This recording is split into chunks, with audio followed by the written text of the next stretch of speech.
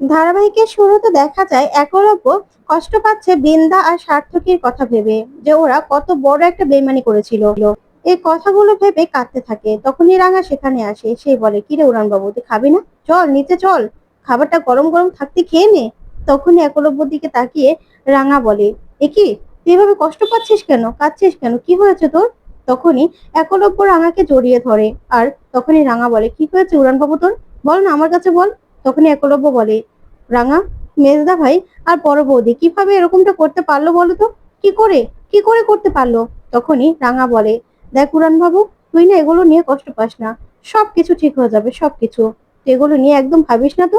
দেখ, সবকিছু ঠিক হয়ে গেছে তো। আর ওরাও না একদিন নিজের ভুলটা নিজেরা বুঝতে পারবে। তখন এই কথাগুলো শুনে একলব্য একটু শান্ত হয়। তখন রাঙা বলে, এবার তুই এগুলো নিয়ে একদম ভাববি না, সবকিছু ঠিক হয়ে গেছে তো, দেখবি আস্তে আস্তে ওরা ওদের নিজের ভুলটা বুঝতে পারবে। এই বলেই রাঙা একলব্যর মাথার চুলগুলো মুছিয়ে দিতে থাকে। ওইদিকে আহিরির এলাকার লোকজন সবাই এসে আহিরির দরজা নক করতে থাকে। তখন তো আহিরি খুশি হয়ে যায়। তারপর আহিরি দরজাটা খুললেই পাড়ার লোকজন সবাই ভিতরে চলে আসে। আর সে বলে, তুমি কি নোংরামো শুরু করেছো বলো তো, কি নোংরামো শুরু করেছো? তোমার এসব কি ভিডিও ভাইরাল হচ্ছে? আমাদের ছেলে মেয়েদের কাছে আমাদের জবাব দেওয়ার মতো কোনো কথাই নেই। কি শুরু করেছো তুমি? তোমাকে এই পাড়ায় থাকতে দেওয়া যাবে না। তখনই আহিরি বলে, দেখুন, আমরা কি করেছি? আমি তো কিছু করিনি। তখনই পাড়ার মহিলারা বলে, তুমি ওই ছেলেটাকে এনে ঢলাঢলি করবে আর এগুলো আমরা সহ্য করব? তুমি নিশ্চয়ই কোনো খারাপ কাজে লিপ্ত হয়ে গেছো, তাই তো? এগুলো তোমার ব্যবসা হয়ে গেছে। তখনই আহিরি রেগে যায়। তারপরে ওরা পাড়া থেকে আহিরিকে বের করে নিয়ে যেতে চাইলে আহিরি কিছুতেই নিজের ঘর থেকে বেরোয় না। ওইদিকে একটা ছেলে ভিডিও করতে থাকে, লাইভ টেলিকাস্ট চলতে থাকে। ওইদিকে দেখা যাবে সবাই মিলে আহিরিকে ধরাধরি করে নিয়ে যেতে লাগলেও আহিরি নিজের ঘরে বসে পড়ে আর বলে, আমি এখান থেকে কিছুতেই যাব না। ওইদিকে রাঙা আর একলব্য একসঙ্গে। তখনই সেখানে অদিতি আসে। এসেই বলে, ছোটদা ভাই দেখ না, লাইভ টেলিকাস্ট হচ্ছে আহিরিদির বাড়ি থেকে। তখনই একলব্য বলে, মানে কি হচ্ছে দেখি। তখনই একলব্য মোবাইলটা ধরে সেই লাইভটা দেখলেই একলব্য পুরো অবাক হয়ে যায়। সেখানে পাড়ার লোকজন আহিরিকে নানান ভাবে নানান কথা বলছে। তখনই আহিরি বলছে, দেখুন, একলব্য আমার বন্ধু আর আমার বয়ফ্রেন্ড ছিল, ওর সঙ্গে আমার বিয়ে হওয়ার কথা ছিল। এখন না হয় কোনোভাবে আমার সঙ্গে বিয়ে হয়নি, অন্য কারোর সঙ্গে বিয়ে হয়েছে, তাতে কি হয়েছে? একলব্যকে এখনো আমি ভালোবাসি, ভালোবাসি আমি। তখন এই কাণ্ড দেখে একলব্য বলে, এসব কি হচ্ছে আহিরির সঙ্গে? না না, আমি তো বুঝতে পারছি না এসব কেন হচ্ছে। তখন এ রাঙা বলে, আচ্ছা সর্দি ভাই, এরকম করছে কেন পাড়ার লোকজন? তখনই অদিতি বলে, জানি না, তবে ছোটদা ভাই, তুই যে আহিরি দিদির সঙ্গে সেদিন রেস্টুরেন্টে গিয়ে মদ খেয়েছিলি, সে ভিডিওগুলো না তোদের ভাইরাল হয়ে গেছে সব জায়গার। সেই রেস্টুরেন্টের ভিতরের বাহিরের সব জায়গায় কি করে ভাইরাল হলো কিছুতেই বুঝতে পারছি না। সেই ভিডিওগুলো ভাইরাল হয়েছে। তখন একলব্য বলে, কিন্তু এই ভিডিওগুলো করলো কে, আর ভাইরালই বা হলো কি করে? তখন অদিতি বলে, আমি তো জানি না। তখনই রাঙা বলে, পুরান বাবু, চল, এখনই আমাদেরকে আহিরি দিদির কাছে যেতে হবে। তখন একলব্য বলে, না রাঙা, তোমাকে গেলে চলবে না, আমি যাব, আমি যাব। এই বলেই একলব্য সঙ্গে সঙ্গে ড্রেস চেঞ্জ করতে চলে যায়। ওইদিকে অদিতি বলে, রাঙা, তুমি বরং পুলিশকে ফোন করো। তখন রাঙা বলে, হ্যাঁ হ্যাঁ, আমি এখনই সত্যজিৎ স্যারকে ফোন করছি। এই বলে সত্যজিৎকে ফোন করে রাঙা।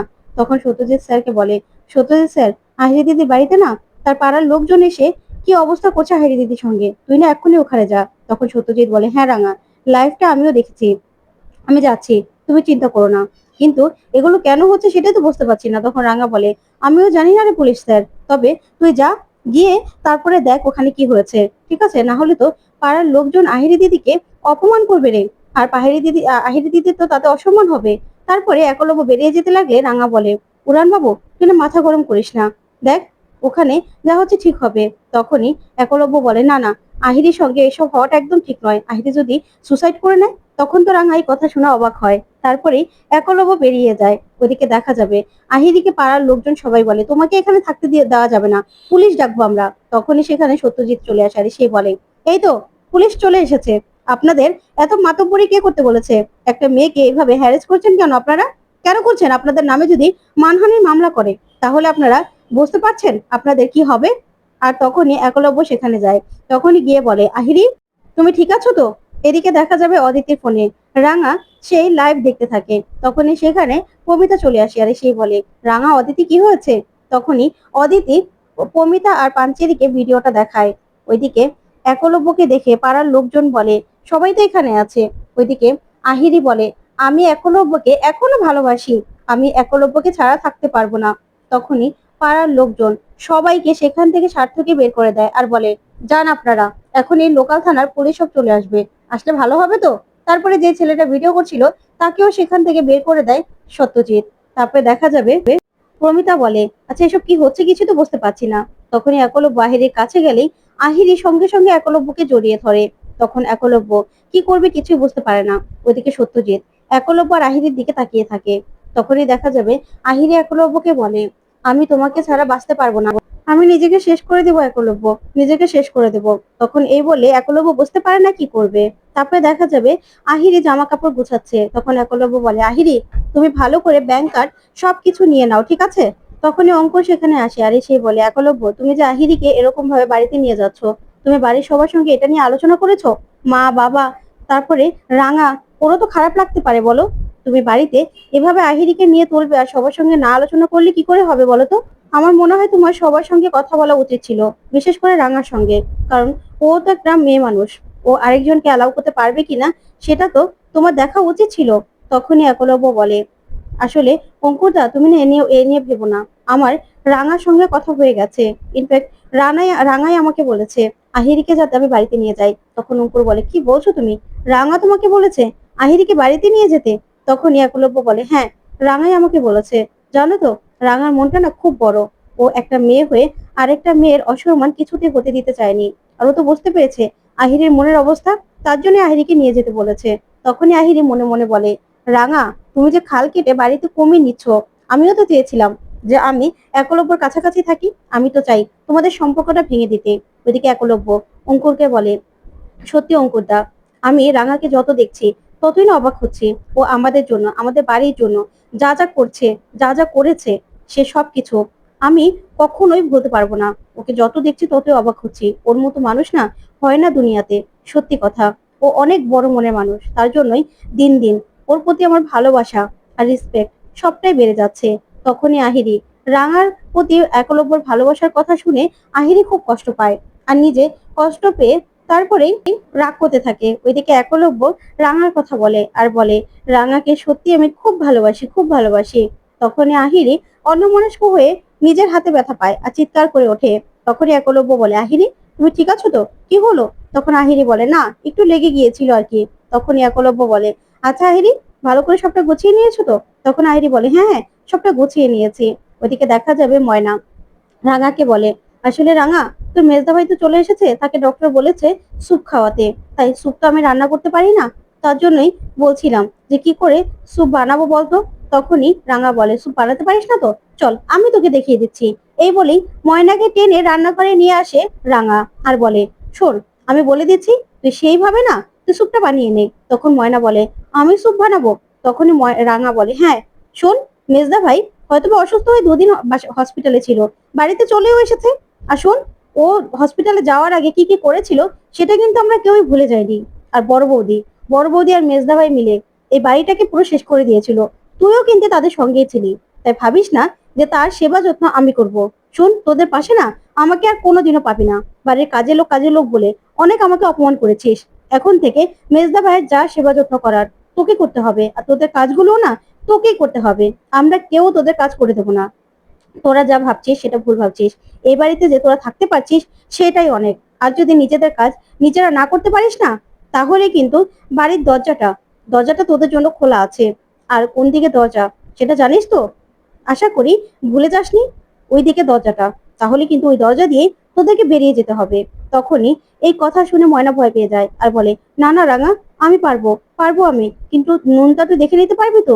তখনই রাঙা বলে, শোন, তোর বর না অসুস্থ, তাই ওকে না বেশি নুন দিতে হবে না। নুন খেয়ে নিমক হারামি করবে, তার থেকে নুন কম খাওয়াই ভালো। বুঝতে পেরেছিস? যাই, আমি ভিতরে যাই। তারপরে রাঙাকে সভ্য এসে বলে, এই রাঙা, একলব্য না আহিরিকে নিয়ে এই বাড়িতে আসছে, তুই আবার কিছু মনে করিসনি তো? ওর বাবা মা না এখানে নেই, ওদের কোনো খোঁজই পাওয়া যাচ্ছে না। ওরা আসলে আবার আহিরি চলে যাবে। তুই না রাগ করিস না রাঙা, রাগ করিস না। তখন রাঙা বলে, না রে বর্ধা ভাই, তুই না চিন্তা করিস না। আমি তো পুরান বাবুকে বলেছি আহিরি দিদিকে এই বাড়িতে নিয়ে আসতে, কারণ একজন মেয়ে মানুষ, সে কোথায় যাবে বলতো? তার এই অবস্থা, আর সে উড়ান বাবুর জন্য এত কিছু করেছে। উড়ান বাবু আজকে চাকরিটা পেয়েছেই তো ওর জন্য। তখনই নবরণ আসে আর সে বলে, কিন্তু রাঙা, তুই আহিরিকে এই বাড়িতে আনার অনুমতি কেন দিলি বলতো? আহিরিকে এই বাড়িতে আনার কি দরকার ছিল? তখনই রাঙা বলে, দেখ বড়বাবু, আজকে আহিরি দিদির জন্য উড়ান বাবু আবার চাকরিটা ফিরে পেয়েছে। আর আহিরি দিদি এই লড়াইয়ে পাশে ছিল বলেই তো এটা সম্ভব হয়েছে। তাই আহিরি দিদির পাশেও তো আমাদের থাকা দরকার, একটা মেয়ে মানুষ। এভাবে কোথায় থাকবে বলতো? আর ওর মানসিক অবস্থা, সেটাও তো উড়ান বাবুর জন্যই এই অবস্থা। সেদিন যদি উড়ান বাবুকে ও বাড়িতে না নিয়ে যেত, তাহলে তো আমাদের পাড়ায়ও তো বদনাম হতো।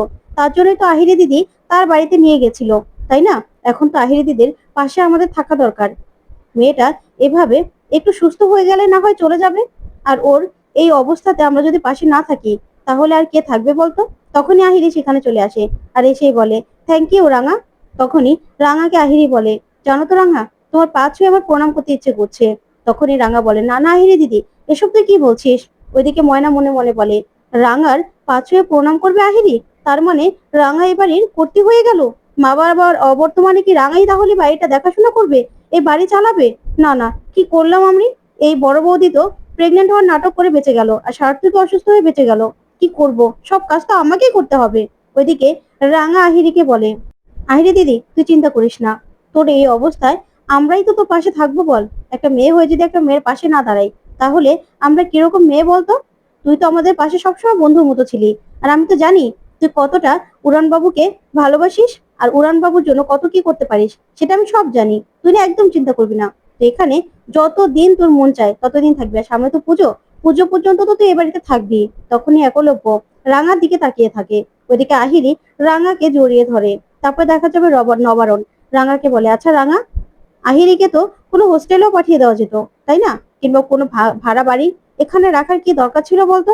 কি দরকার ছিল? পাড়ার লোকজন এমনিতেই তো তোকে, তারপর আহিরিকে আর একলব্যকে নিয়ে নানান কথা বলছে। পুজোর সময় আহিরি যদি এই বাড়িতে থাকে, তাহলে তো ওরা আরো নানান কথা বলবে। তখন তখন কি করে সামলাবে তুই বলতো? তখনই আহিরি বলে, আসলে আঙ্কেল, আমি জানি আমাকে তুমি বিশেষভাবে পছন্দ করো না, কিন্তু আমি কি করবো বলো তো? আমি তো একলব্যকে সে আগে থেকেই ভালোবাসতাম। তাই আমি একলব্যকে ভালোবেসে যা করার করেছি, তাই না? আমি এ বাড়িতে থাকতে চাই, বিশ্বাস করো। আমি একলব্যর কাছাকাছিই থাকতে চাই। আমি একলব্যকে ছাড়া থাকতে পারবো না। আমি জানি একলব্য রাঙার রাঙার হয়ে গেছে। রাঙাকে ছাড়া একলব্য আর কি কারোই নয়। তারপরেও আমি একলব্যর কাছাকাছিই থাকতে চাই আঙ্কেল। আমি না, না হলে বাঁচবো না আঙ্কেল, বাঁচবো না। তখনই নবারণ এই কথা শুনে তাকিয়ে থাকে। তখন আহিরি বলে, প্লিজ, তোমাদের এই কদিন না হয় আমাকে এই বাড়িতে থাকতে দাও। আর আমি জানি একলব্য আর রাঙার বিয়ে হয়ে গেছে, ওরা দুজন খুব ভালো আছে, ওদের মাঝখানে না আমি আসবো না। তবে আমি একলব্যকে খুব ভালোবাসি, বিশ্বাস করো। এই বলেই আহিরি সেখানে সিম্পেথি দেখানোর জন্য উপরে চলে যায়। তখনই একলব্য তাকিয়ে থাকে আহিরির কথা শুনে। ওইদিকে আহিরি মনে মনে হাসতে থাকে, আর রাঙা কষ্ট পায়। তো বন্ধুরা, কেমন লাগলো আজকের আপডেট? কমেন্ট করে জানাতে ভুলবে না। ধন্যবাদ।